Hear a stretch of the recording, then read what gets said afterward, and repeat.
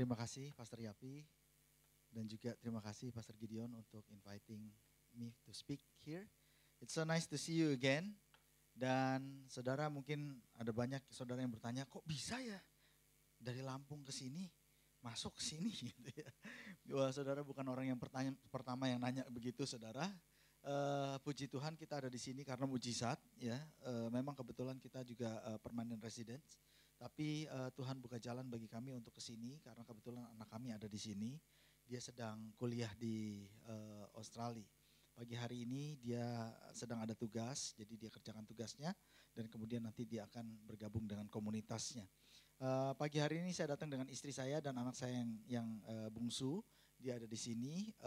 Kami bersyukur pagi hari ini kita bisa berada bersama-sama dengan saudara di tempat ini. Karena seperti saudara ketahui di Indonesia itu sungguh-sungguh banyak kejadian yang luar biasa ya. Seperti tadi Pastor Yapi katakan bahwa tahun ini memang banyak goncangannya. Dan kita ngalamin itu Bapak Ibu sekalian. Orang-orang yang kami kenal, orang-orang yang kami kasihi, ada banyak yang meninggal saudara. Ya, baik karena COVID maupun karena non-COVID. Gitu, banyak yang meninggal. Kok bisa non-COVID? Bisa, karena health system di Indonesia itu hampir kolaps, ya, karena rumah sakit penuh semuanya. Rumah sakit itu penuh sekali.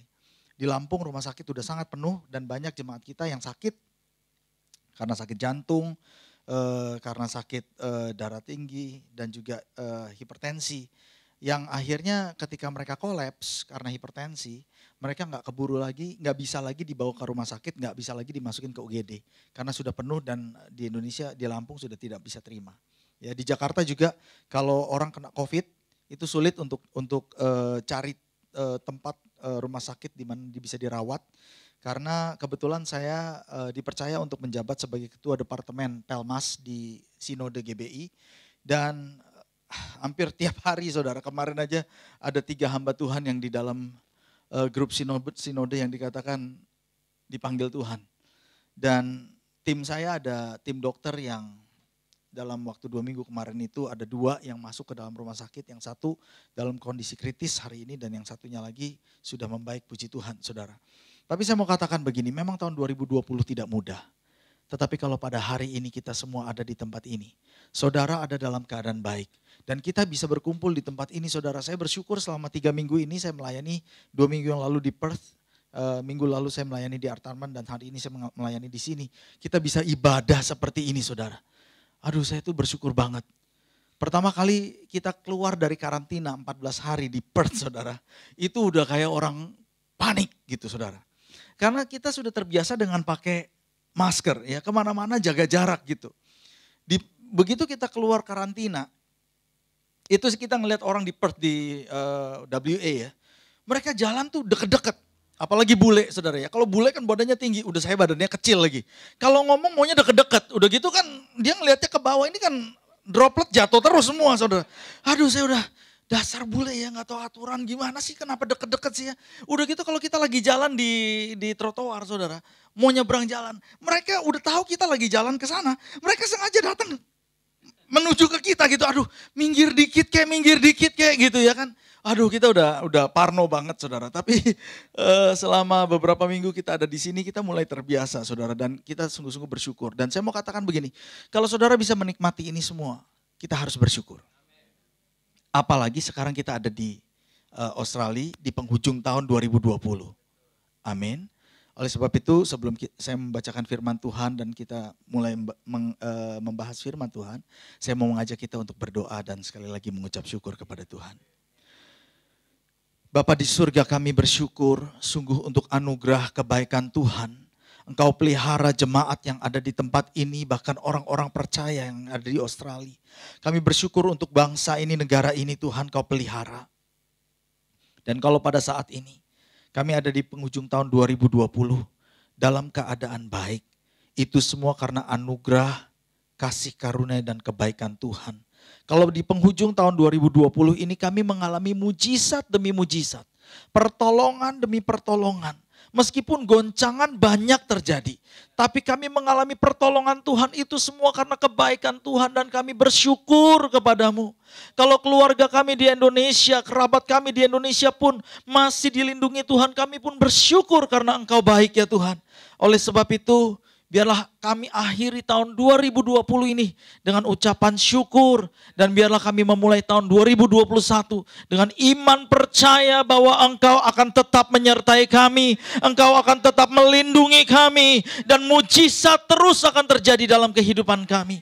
Terima kasih, berkati umat-Mu yang ada di tempat ini, urapi kami, berikan kami telinga untuk mendengar dan menangkap isi hati Tuhan. Urapi hamba-Mu. Percayakan firman-Mu kepadaku, sucikan, kuduskan.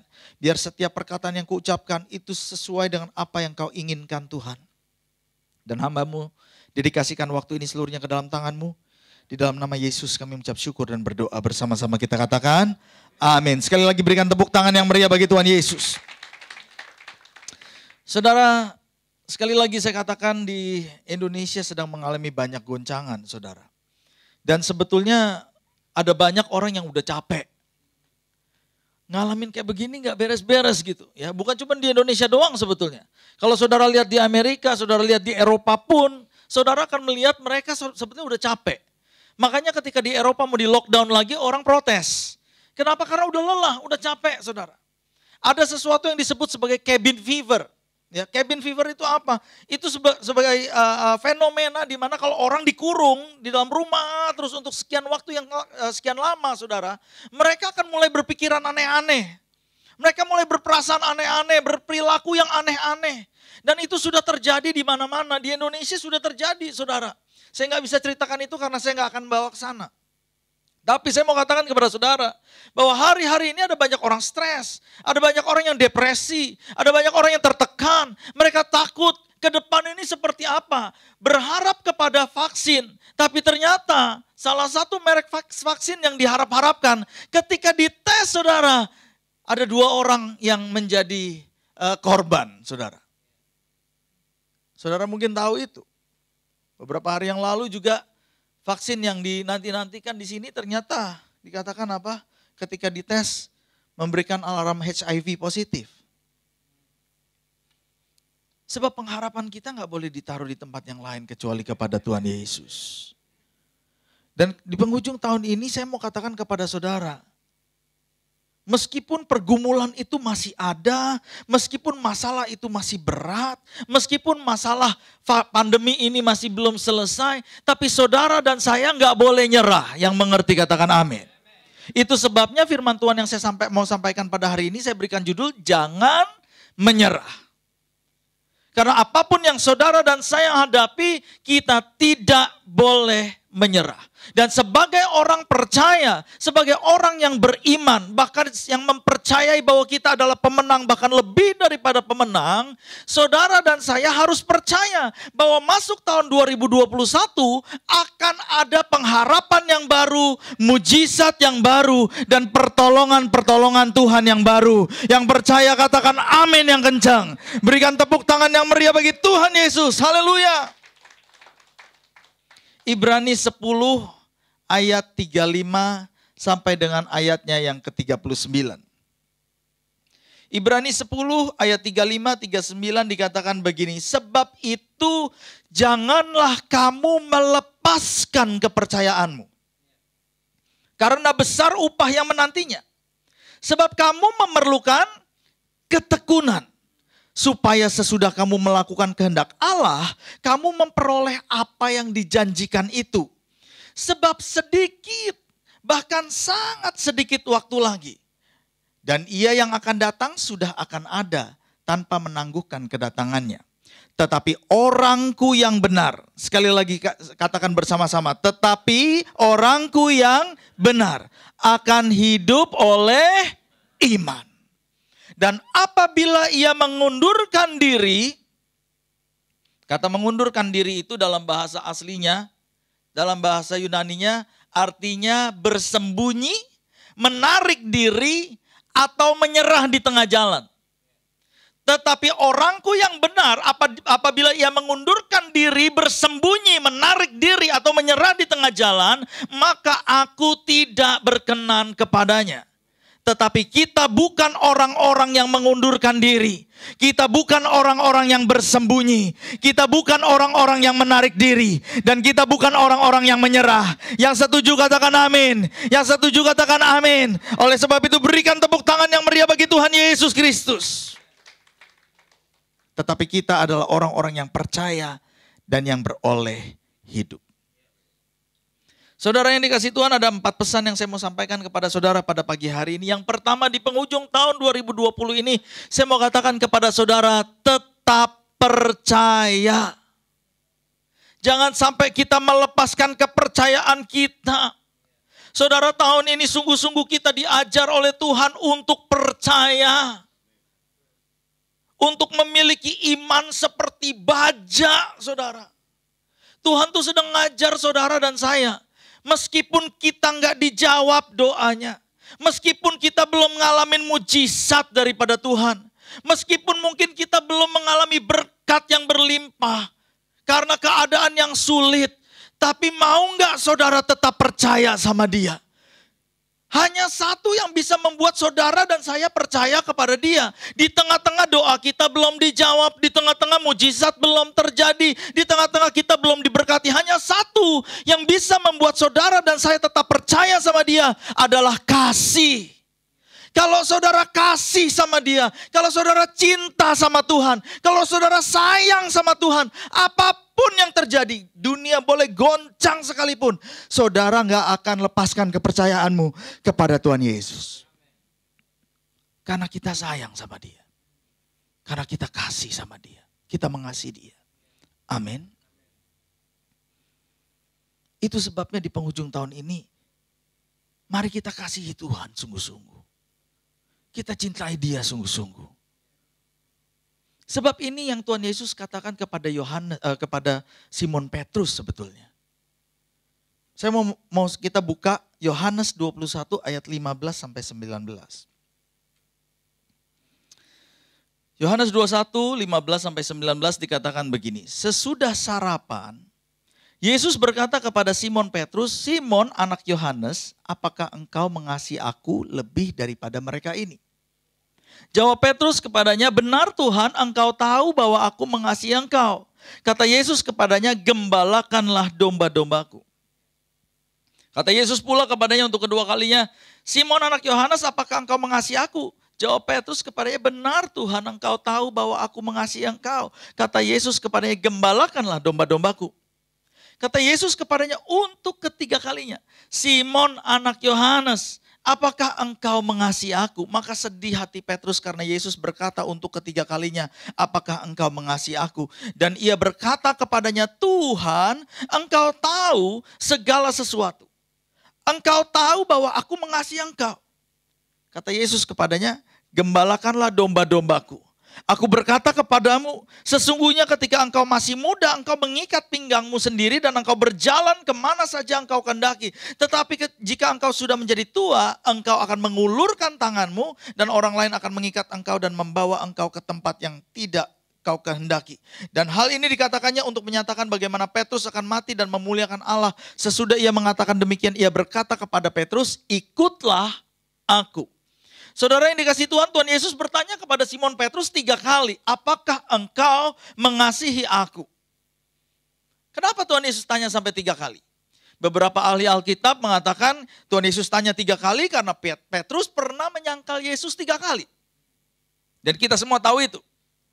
Tapi alasan kenapa Petrus menyangkal Yesus 3 kali, selama ini kita hanya mengerti bahwa Petrus takut. Itu sebabnya ada beberapa orang yang berpikir Petrus pengecut, cuman besar omong doang. Omdo. Tapi saya mau katakan kepada saudara, enggak seperti itu. Saya mau mengajak kita untuk kembali melihat Alkitab, apa yang Alkitab katakan beberapa hari sebelum Petrus nyangkal Yesus. Alkitab katakan begini, kalau saudara baca dalam kitab Injil, beberapa hari sebelum Petrus nyangkal Yesus, waktu itu Yesus masuk ke kota Yerusalem. Setelah Yesus menyembuhkan Lazarus. Dari Betania, dia jalan masuk ke kota Yerusalem. Dan waktu dia masuk ke kota Yerusalem, Alkitab katakan dia masuk dengan mengendarai seekor keledai muda. Nah, ada tujuannya kenapa Tuhan Yesus mengendarai seekor keledai muda. Zakaria pasal 9 ayat 9 itu menubuatkan. Nabi Zakaria itu hidup ratusan tahun sebelum Tuhan Yesus lahir. Dan Zakaria menubuatkan bahwa kelak nanti ketika Mesias datang, ketika Rajamu datang, dia akan masuk ke Yerusalem dengan mengendarai seekor keledai muda. Itu sebabnya hari di mana Tuhan Yesus masuk ke Yerusalem, mengendarai keledai muda, murid-murid sudah yakin betul. Karena murid-murid sudah tahu berdasarkan ucapan perkataan Petrus, Yesus bukan seorang nabi, Yesus bukan nabi yang akan datang, tapi Yesus adalah Mesias. Jadi ketika dia masuk Yerusalem hari itu, mengendarai keledai, itu semua murid udah yakin banget ini Mesias. Dan saudara, kalau saudara baca di dalam Alkitab, pengajaran Yesus itu nggak beda jauh dengan pengajaran Yohanes Pembaptis. Yohanes Pembaptis mengatakan bertobatlah sebab kerajaan Allah sudah dekat. Lalu Yesus mengajar begini, kerajaan Allah adalah seumpama, kerajaan Allah seumpama, kerajaan Allah seumpama. Berulang-ulang kali. Jadi pada waktu hari Mesias itu naik di atas keledai. Dia masuk ke Yerusalem. Menggenapi nubuatan Zakaria pasal 9 ayat 9. Saat itu murid-murid dan orang Yerusalem percaya ini raja yang akan memimpin kita. Dan murid-murid berpikir begini, ini waktunya apa yang dikhotbahkan sama Yohanes Pembaptis, kerajaan Allah sudah dekat. Apa yang diucapkan oleh Yesus, kerajaan Allah seumpama, ini dia waktunya. Yesus masuk ke Yerusalem, dia akan bersihkan segala sesuatunya. Dan betul, dia bersihkan apa enggak saudara? Dia bersihkan bait Allah. Karena begitu masuk, dia bersihkan semua pelataran bait Allah. Meja-meja penjualan, semuanya dijungkir balikan sama dia.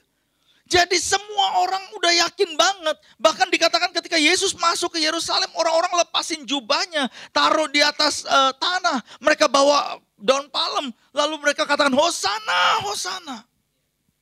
Udah yakin banget. Ini dia orangnya yang akan memerintah. Beresin bait Allah, lalu kemudian mereka akan mimpin kita untuk membebaskan kita dari cengkraman orang-orang Romawi. Wah, ini dia waktunya. Itu sebabnya kenapa kalau saudara lihat di malam perjamuan terakhir, ketika murid-murid lagi makan sama Tuhan Yesus, lalu Yudas pergi.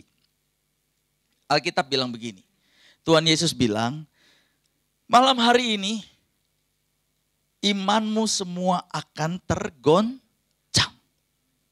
Sebab ada tertulis. Dia kemudian memberikan quotation dari nubuatan. Yang ditulis oleh nabi-nabi. Lalu kemudian pada waktu itu semua murid bilang, enggak, kami enggak akan terguncang. Enggak akan. Bahkan Petrus, dia bilang begini. Meskipun yang lain terguncang, tapi aku tidak akan terguncang. Lalu Tuhan Yesus bilang begini, Petrus, sebelum ayam berkokok aja kamu akan menyangkal aku 3 kali. Tuhan, yang lain boleh menyangkal, tapi aku tidak akan menyangkal, bahkan aku rela mati bersama dengan engkau. Itu di dalam kitab Matius dikatakan begitu. Dia pegang gak kata-katanya saudara? Oh dia pegang. Kenapa saya katakan dia pegang? Karena gini, dia bawa pedang waktu itu. Masuk ke Taman Getsemani sama Tuhan Yesus. Oh dia gak main-main. Dia bawa pedang saudara. Lalu kemudian ketika Alkitab katakan beberapa prajurit dan penjaga bait Allah itu datang mengerumuni Getsemani, ingin menangkap Yesus. Oh reaksi pertama itu Petrus. Dia tarik pedangnya saudara. Dia tebas telinga orang yang ada di situ. Oh dia gak main-main.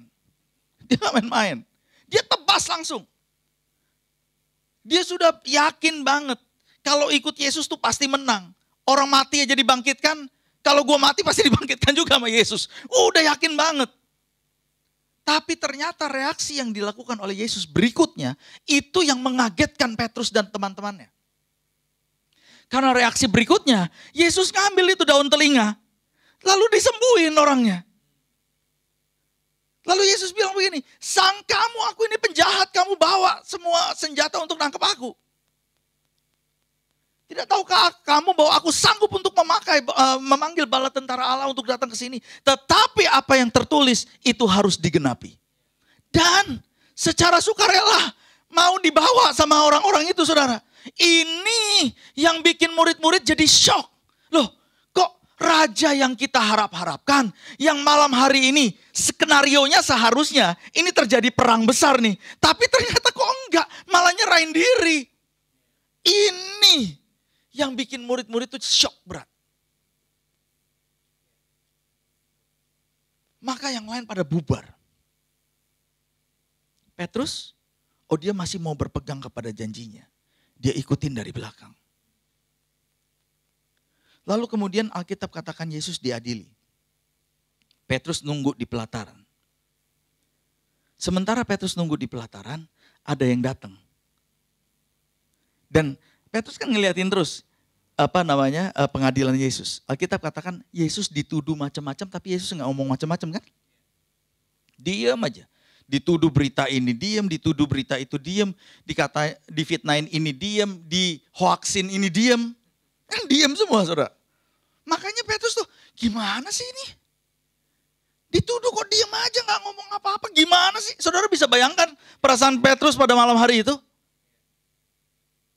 Maka dia tunggu, dia duduk di situ lagi tegang-tegangnya, datang pula seorang hamba perempuan yang muda, dikatakan, kamu kayaknya orang Galilea deh. Aku pernah lihat kamu sama-sama dengan Yesus. Matius bilang begini, Petrus menyangkal dia nggak pernah kenal Yesus. Lalu ada hamba yang lain datang, iya kayaknya kamu deh. Aku lihat kamu deh sama-sama dengan dia. Matius katakan, bukan hanya menyangkal, tapi Petrus bersumpah bahwa dia nggak kenal Yesus. Lalu kemudian ada orang-orang di situ berkata, kitab Yohanes bilang begini, iya kamu ada di situ, kami lihat pada waktu kamu motong telinga itu. Lalu kalau menurut kitab Matius, yang ketiga kali dia bukan hanya menyangkal, dia bukan hanya bersumpah, tetapi dia mengutuk bahwa dia nggak pernah kenal Yesus. Saat itu ayam berkokok. Petrus nangis. Malu. Lari. Menyesali apa yang dia gak bisa lakukan. Bukan menyesali apa yang dia buat. Tetapi justru menyesali apa yang dia tidak bisa buat.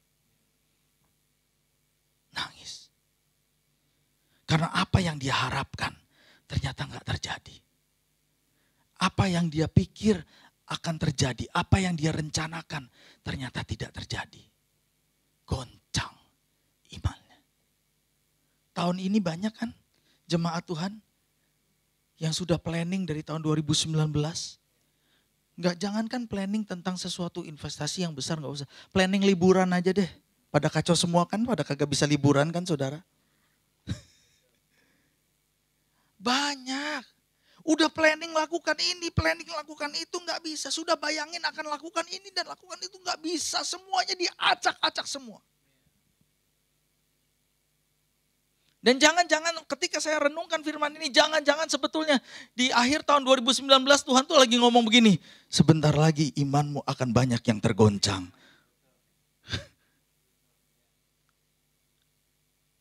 Itu sebabnya kenapa di akhir 2020 ini saya mau katakan kepada saudara. Jangan tergoncang, ayo kita jangan menyerah. Kita tetap harus percaya kepada Dia. Sebab Yesus akhirnya harus datang kepada Petrus. Dan Yesus harus tanya sama Petrus. Simon anak Yohanes, apakah engkau mengasihi aku? Meskipun apa yang kau rencanakan, apa yang kau bayangkan, apa yang kau idam-idamkan gak terjadi. Apakah engkau tetap mengasihi aku? Tuhan, aku mengasihi engkau. Kalau engkau mengasihi aku, engkau harus bisa berubah. Aku tahu engkau bukan gembala, tapi gembalakan domba-dombaku. Kamu kan nelayan, kamu kan tukang tangkap ikan. Kamu gak ngerti caranya gembalakan domba. Tetapi kalau engkau mengasihi aku, engkau harus percaya kepadaku. Karena aku yang akan memampukan engkau. Dan aku yang akan membuat engkau sanggup. 3 kali saudara. Kalau engkau mengasihi aku, gembalakan. Ikut aku, ikut aku, ikut aku. hari ini. Yuk kita kasih Tuhan. Kembali kepada kasih semula-mula. Mengasihi dia kembali. Sebab hanya ketika kita bisa mengasihi dia. Maka doa kita mau dijawab kek. Mujizat terjadi kek apapun yang terjadi. Kita tidak akan melepaskan dia. Dan kita akan tetap percaya kepada dia. Yang mengerti katakan amin. Yang mengerti sekali lagi berikan tepuk tangan yang meriah bagi Tuhan Yesus. Yang kedua. Di penghujung tahun 2020 ini saya mau katakan kepada kita semua tetap berdoa. Tetap berdoa. Meskipun mungkin kita sudah berdoa, Pak udah puasa berkali-kali. Saudara saya ini sekarang aja saya lagi masuk dalam puasa. Kenapa? Karena gembala senior saya katakan ayo puasa. Tahun ini paling banyak puasanya. Paling banyak puasa kedua ya setelah waktu kita zaman diproses dulu. Ini waduh puasa lagi. Dari di tengah-tengah zaman virus tuh saudara. Tapi ya meskipun di ujung tahun rasanya aduh udah capek dah kita puasa kita doa. Tapi saya mau katakan kepada saudara ayo tetap kita berdoa. Amin. Jangan menyerah. Kita tidak boleh berhenti berdoa. Sebab mungkin sedikit waktu lagi saja. Doa saudara jangan-jangan dijawab oleh Tuhan. Saudara Alkitab katakan pada zaman Nabi Elia terjadi masa kekeringan 3,5 tahun. Akibat pada waktu itu orang Israel menyembah berhala, menyembah Baal. Tuhan tutup tingkap langit, gak turun hujan, terjadi kekeringan 3,5 tahun. Saudara bisa bayangin kalau terjadi kekeringan 3,5 tahun itu krisis ekonomi yang parah banget. Parah banget. Yang bisa menandingi 3,5 tahun ini cuma 7 tahun kelaparan pada waktu zamannya Yusuf di Mesir saudara. Itu mengerikan.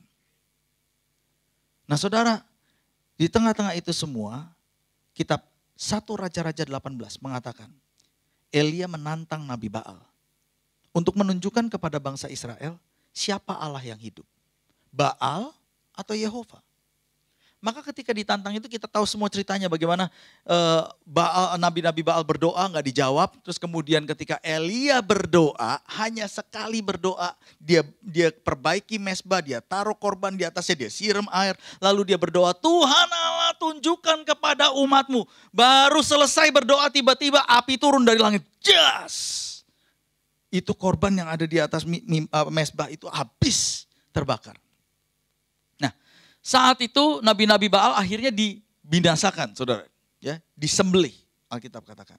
Setelah itu apa yang dilakukan oleh Elia? Elia naik ke atas Gunung Karmel dikatakan.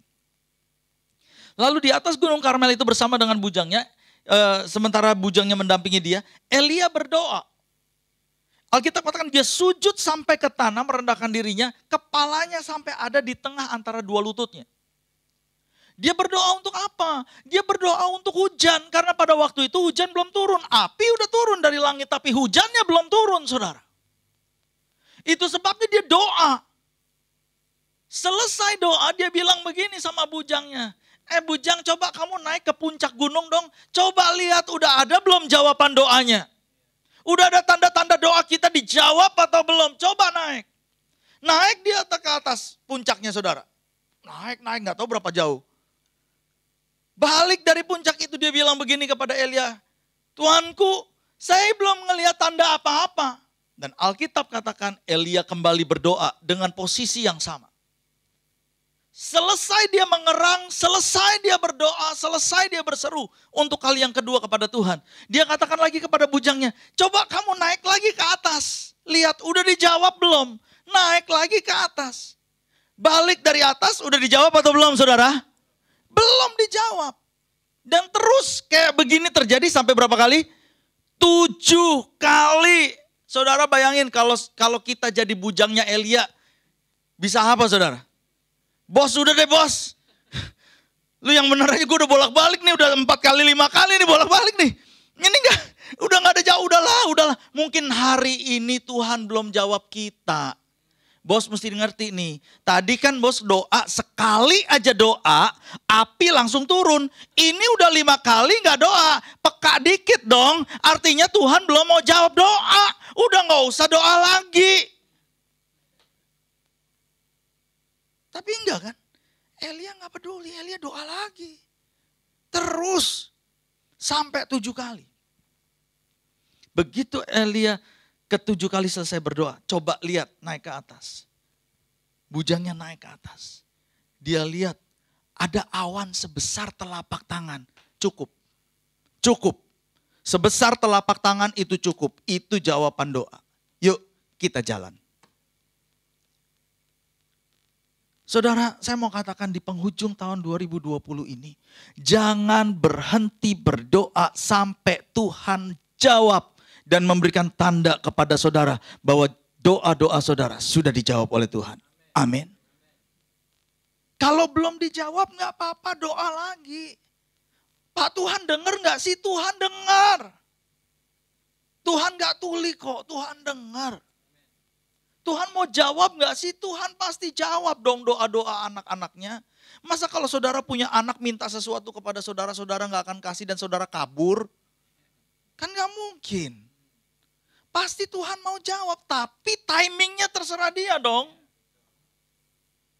Dan saudara dan saya gak boleh di tengah jalan berhenti berdoa. Elia aja gak berhenti berdoa, nabi besar saudara. Perlu 7 kali berdoa, apalagi kita. Amin.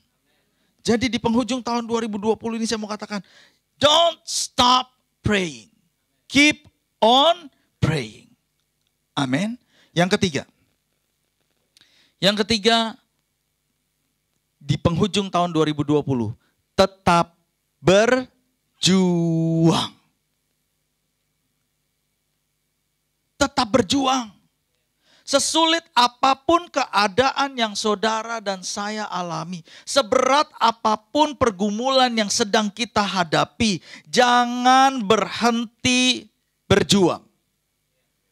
Pak Budi nggak tahu sih, pastor nggak tahu sih. Udah berapa lama saya berjuang? Capek Pak, betul.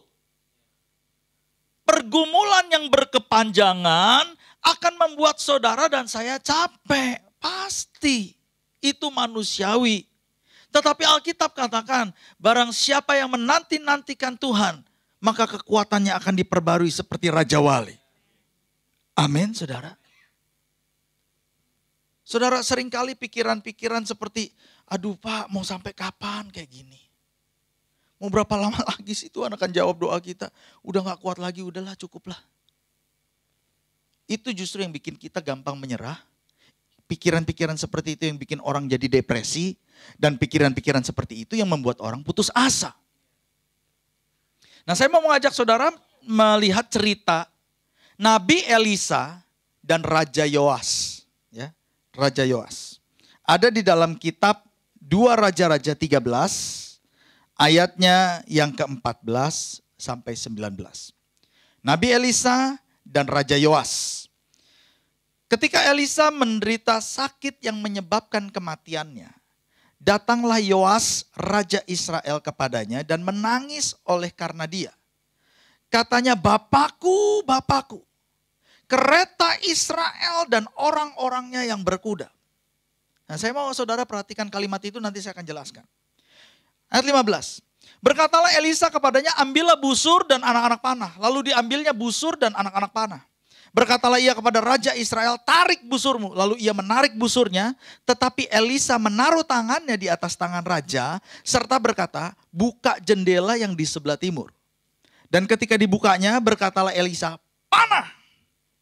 Lalu dipanahnya.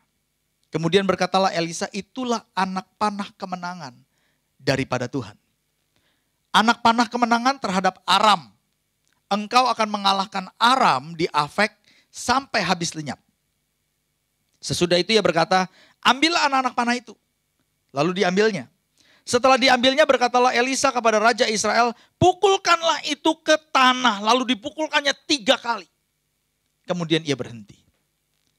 Tetapi gusarlah abdi Allah itu kepadanya, serta berkata, seharusnya engkau memukul 5 atau 6 kali.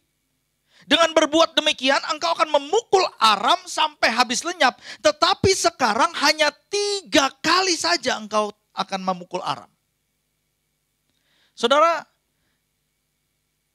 saya mau menjelaskan begini. Peperangan antara kerajaan Israel dengan kerajaan Aram itu sudah berlangsung bertahun-tahun dan lama. Pada zaman Raja Yoas, itu berlangsung on and off, on and off, on and off. Diserang, ntar kalah, diserang, ntar menang, ntar kalah, ntar menang, terus. Bahkan peperangan itu sudah terjadi sebelum zamannya Raja Yoas. Pada zaman papanya, sudah terjadi peperangan antara Israel dengan Aram. Jadi peperangan ini adalah peperangan yang berkepanjangan. Itu sebabnya nubuatan yang disampaikan oleh Elisa merupakan nubuatan yang penting. Sebetulnya ini bukan pertama kalinya Elisa melihat sesuatu dan Tuhan tolong Israel dari cengkraman Raja Aram. Udah berkali-kali. Dari kejadiannya Naaman, lalu kemudian kejadian ketika Raja Aram mengepung kota Yerusalem tetapi kemudian Samaria. Lalu kemudian Elisa melihat, membuka mata bujangnya, lalu bujangnya melihat ada banyak pasukan malaikat di situ. Ada banyak kali, banyak kali. Belum lagi ketika kota itu dikepung oleh Raja Aram, mengalami kelaparan, lalu Tuhan tolong oleh 4 orang kusta. Ada banyak kali, ada banyak kali. Jadi peperangan antara orang Israel dengan orang Aram ini sudah berkali-kali terjadi. Dan mujizatnya juga sudah berkali-kali sebetulnya. Tapi nanti balik lagi. Kayak kita punya, saudara pernah punya pergumulan, udah doa, udah menang, balik lagi. Udah menang, balik lagi. Ya ini nih, gak mau pergi-pergi. Ngeselin gak saudara? Ngeselin. Jadi nubuatan ini sebetulnya nubuatan yang penting bagi Yoas. Karena untuk terakhir kalinya Elisa bernubuat untuk Yoas. Yoas ambil busur, ambil panah, tembak ke arah timur. Itu panah kemenangan. Lalu ambil panahnya itu. Pukulkan ke tanah, dipukul. Prak, prak. Tapi setelah 3 kali berhenti. Kenapa sampai 3 kali berhenti? Kenapa nggak lebih dari 3 kali? Itu yang membuat Elisa marah. Dan sampai hari ini nggak ada orang yang tahu kenapa Raja Yoas mukulnya cuma 3 kali. Tapi mungkinkah Yoas mukul ke lantai cuma 3 kali? Pertama karena dia sudah lelah. Aduh, nubuatan ini lagi, masalah ini lagi, capek gua. Udah kelamaan deh, masa sih gak beres-beres. Udah deh Tuhan deh, capek udah. Brak. Udahlah 3 kali aja, capek udah. Cukup. Mungkinkah dia sudah lelah? Atau yang kedua, mungkinkah karena Raja Yoas sudah kehilangan kepercayaan akan janji Tuhan? Mungkin sudah ada banyak orang yang nubuatin, kamu akan menang. Iya betul, udah menang kok, berkali-kali menang. Tapi buktinya balik lagi. Lalu apa bedanya dengan yang kali ini? Apa bedanya dengan nubuatan yang kali ini? Aku sudah bergumul tentang kankerku dan aku sudah menang. Udah banyak yang nubuatin akan dipulihkan total. Balik lagi tuh kanker. Balik lagi, capek. Atau mungkin yang ketiga, dia berhenti karena Raja Yoas sudah terlalu emosional. Kenapa saya katakan emosional? Karena begini, kalimat yang diucapkan tadi, Bapakku, Bapakku. Apa tadi katanya? Bapakku, Bapakku. Kereta Israel dan orang-orangnya yang berkuda. Kalimat ini saudara gak akan temukan di tempat lain kecuali ada 2 tempat di Alkitab. Kalau saudara search di konkordansi saudara hanya menemukan ini ada di dalam 2 ayat. Ayat yang pertama, kalimat ini diucapkan oleh Elisa kepada Elia. Kita tahu bahwa Elia adalah mentor daripada Elisa. Ketika Elia diangkat naik ke sorga, Elisa itu ketika dia melihat kereta api itu naik ke atas, kereta berapi, maaf bukan kereta api ya. Kereta berapi naik ke sorga, maka Elisa teriak kalimat ini, Bapakku, Bapakku. Kereta Israel dan orang-orangnya yang berkuda. Kalimat yang sama diucapkan oleh Raja Yoas. Ketika dia lihat kondisi Nabi Elisa sudah memprihatinkan. Kenapa saya bilang begitu? Karena setelah dia bernubuat, Elisa meninggal. Karena Alkitab juga katakan ketika Yoas datang, maka dia menangis. Jadi pasti pada waktu itu Nabi Elisa kondisinya, sakitnya cukup parah. Dan ketika dia tahu bahwa waktunya mungkin sudah dekat, maka dia teriak, Bapakku, Bapakku kereta Israel dan orang-orangnya yang berkuda. Loh kok bisa ngucapin kalimat yang sama? Apakah jangan-jangan Yoas pernah dengar cerita dari Elisa tentang apa yang dia ucapkan ketika mentornya naik ke surga? Jangan-jangan Raja Yoas punya hubungan khusus dengan Elisa. Seperti hubungan antara bapak rohani dengan anak rohani. Seperti hubungan seorang mentor dengan seorang menti. Sama seperti apa yang dialami oleh Elisa dengan Elia. Sehingga dia bisa mengucapkan kalimat yang sama. Dan kalau memang benar bahwa ternyata antara Raja Yoas dengan Elisa ada hubungan antara bapak rohani dan anak rohani. Maka saya yakin pada hari dia melihat papa rohaninya lagi sakit. Terkulai di atas ranjang, gak bisa berbuat apa-apa. Hatinya hancur. Di tengah-tengah hati yang hancur itu, masih harus berjuang ngelawan Raja Aram. Pendetaku aja udah gak ada sekarang. Siapa yang mau doain aku sekarang? Kalau masalah itu muncul lagi. Aku gak kuat. Aku gak kuat. Makanya setelah 3 kali berhenti. Tapi saya mau katakan kepada saudara, jangan berhenti. Jangan berhenti. Mungkin engkau telah kehabisan kekuatan. Karena memang peperangan dan pergumulan yang berkepanjangan bisa menguras energi saudara dan saya. Peperangan yang berkepanjangan, pergumulan yang berkepanjangan bisa menghancurkan iman percaya saudara dan saya. Tapi jangan berhenti. Karena mungkin hanya sekali pukul lagi. Brak. Tuhan jawab doa saudara. Sebab mungkin hanya tinggal sekali lagi doa. Tuhan tolong. Tiba-tiba Tuhan berikan kemenangan.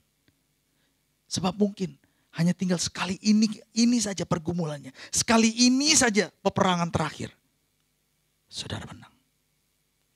Kalau Tuhan sudah berikan kemenangan kepada saudara. Di peperangan-peperangan yang lalu. Dia juga akan memberikan kemenangan kepada kita di peperangan yang akan datang. Oleh sebab itu jangan berhenti. Jangan berhenti untuk memukulkan ke tanah. Amin. Yang terakhir. Yang keempat. Yang pertama, tetap percaya. Kedua, tetap berdoa. Ketiga, tetap berjuang. Keempat, tetap taat. Tetap taat. Saudara, percaya dan taat itu adalah 2 hal yang gak bisa dipisahkan. Saudara gak bisa bilang saudara percaya tetapi saudara gak taat. Tetapi sebaliknya kita juga gak bisa bilang kita taat tapi kita gak percaya. Taat dan percaya adalah 2 hal yang harus bergandengan seperti roda sepeda motor. Bukan roda sepeda ya, sepeda motor. Sebab kalau roda sepeda bisa aja satu roda. Tapi kalau motor nggak bisa saudara. Saudara harus butuh 2 roda. Tanpa 2 roda itu saudara nggak bisa lari. Nggak bisa cepat. Nggak bisa travel dengan motor itu. Demikian juga kehidupan rohani kita tanpa taat dan percaya, kita nggak bisa kemana-mana, kita lari di tempat. Itu sebabnya ketaatan menjadi penting.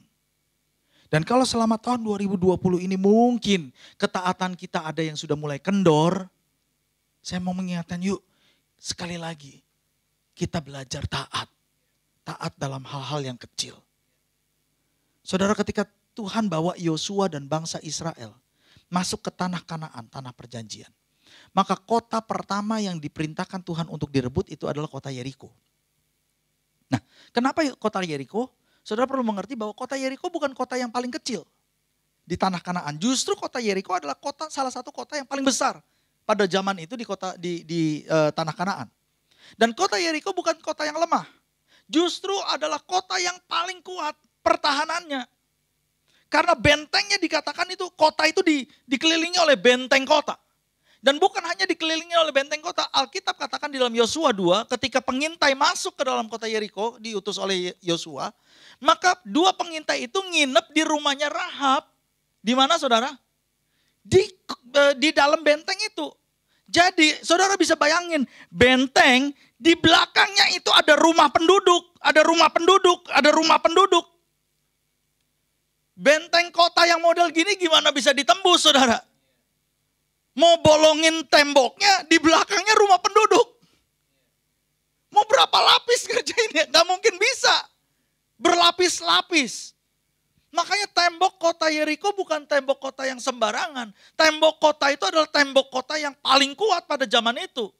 Raja-raja Kanaan bukannya nggak mau ngambil berperang dengan kota Yeriko. Mereka sudah berusaha mencoba untuk ambil kota itu.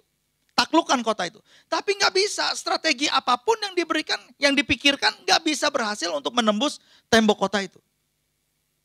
Nah ini Yosua bersama dengan orang Israel, nggak pernah belajar perang loh saudara. Karena 40 tahun cuma tinggal di padang gurun, nggak pernah. Lalu kemudian Tuhan bilang, ambil kota itu. Mustahil nggak saudara?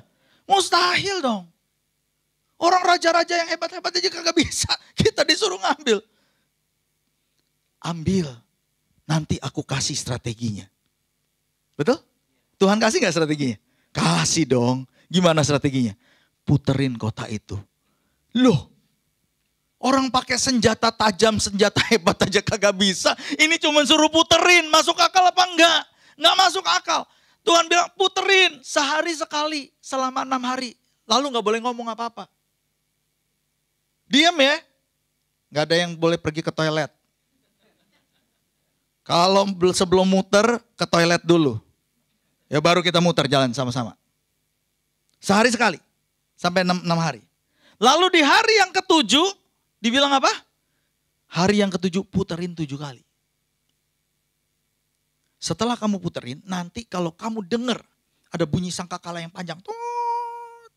Teriak sekencang-kencangnya. Itu doang strateginya? Iya itu doang. Bisa menang? Bisa. Ya udah deh. Dilakukan. Hari pertama muter. Hari kedua muter. Hari ketiga muter. Gak terjadi apa-apa saudara. Saudara pikir gampang muterin kota? Saudara pikir, kita pikir mungkin gak bahaya? Bahaya. Karena kemungkinan tentara Yeriko itu berdiri di atas tembok. Udah siap-siap dengan panahnya mereka. Oh anytime bisa lepas panah itu, that's it. Habis sudah. Karena bangsa Israel terekspos, terbuka. Tapi terjadi? Enggak. Karena apa yang Tuhan perintahkan, Tuhan akan bertanggung jawab untuk melindungi saudara dan saya untuk melakukannya. Kalau kita taat, ada perlindungan Tuhan di situ. Muter 3 hari, 4 hari, enggak terjadi apa-apa. Mungkin ada sih yang udah mulai ngoceh-ngoceh. Aduh gua kayak begini mah ini mah kayak maraton aja dong. Kayak jalan pagi gua. Ngapain?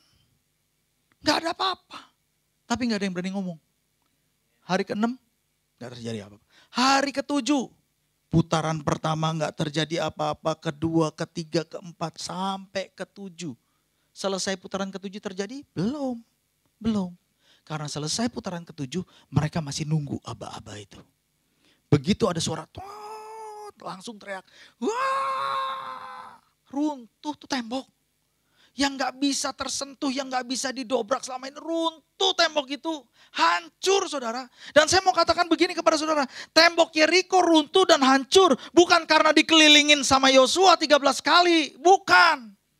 Tembok Yeriko hancur. Bukan karena mereka teriak-teriak, sorak-sorai. Bukan itunya yang ngeruntuhin tembok Yeriko.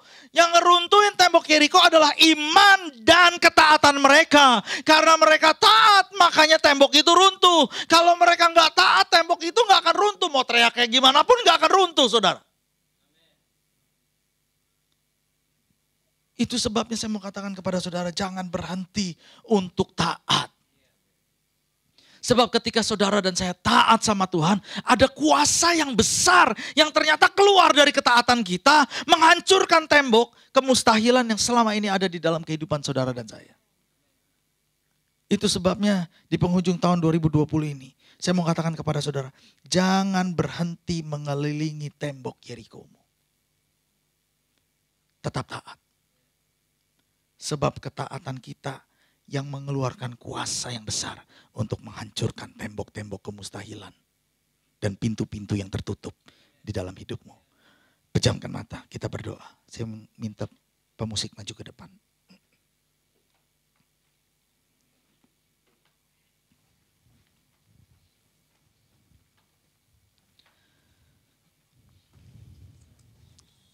Mari kita datang kepada Tuhan. Arahkan matamu kepada Tuhan dan hatimu kepada Tuhan. Shikaralaba katakaralaba. Hiralaba katakana yaralaba sikana yaralaba.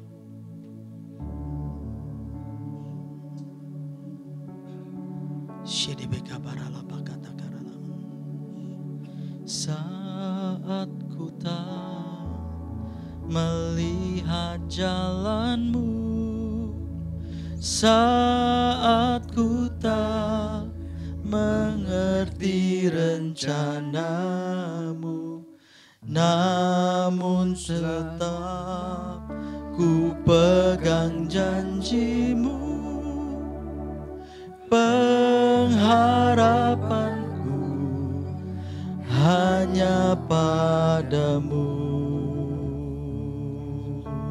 Saat ku tak melihat, saat ku tak melihat jalanmu, saat ku tak mengerti rencanamu, namun tetap ku pegang janjimu. Pengharapanku hanya padamu. Katakan hatiku, hatiku percaya. Katakan hatiku percaya.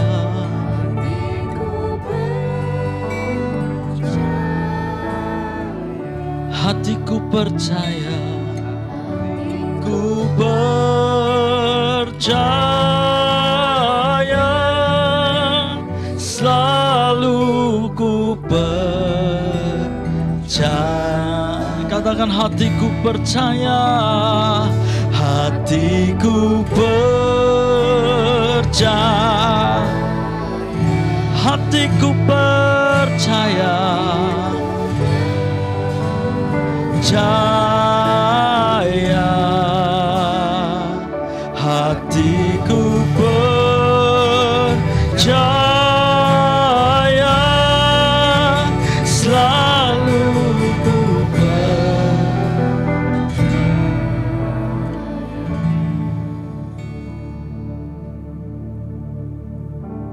Pada pagi hari ini bisa gak saudara ngomong sama Tuhan, aku tetap percaya kepadamu. Meskipun doa-doaku belum dijawab, sudah ku nanti-nantikan. Hatiku hampir tawar Tuhan. Hatiku hampir menyerah. Tapi pagi hari ini aku mau menguatkan kepercayaanku. Dan aku mau berkata, Tuhan, hatiku percaya. Meskipun aku belum mengalami mujizat, meskipun aku belum diberkati, meskipun aku masih mengalami kesulitan dan kesusahan, tapi aku masih mau Tuhan, aku tetap percaya kepadamu.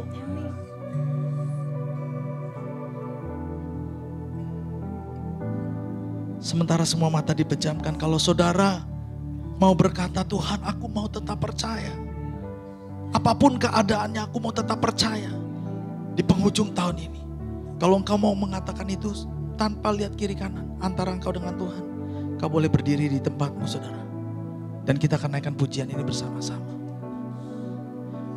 Hatiku percaya,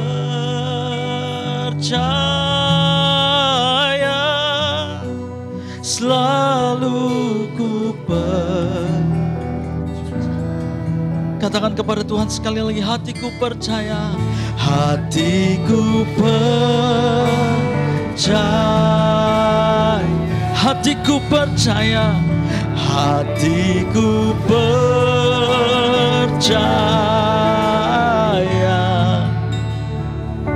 hatiku percaya. percaya, selalu ku percaya. Katakan hatiku percaya, kami percaya. Oh Tuhan Yesus. Hatiku percaya,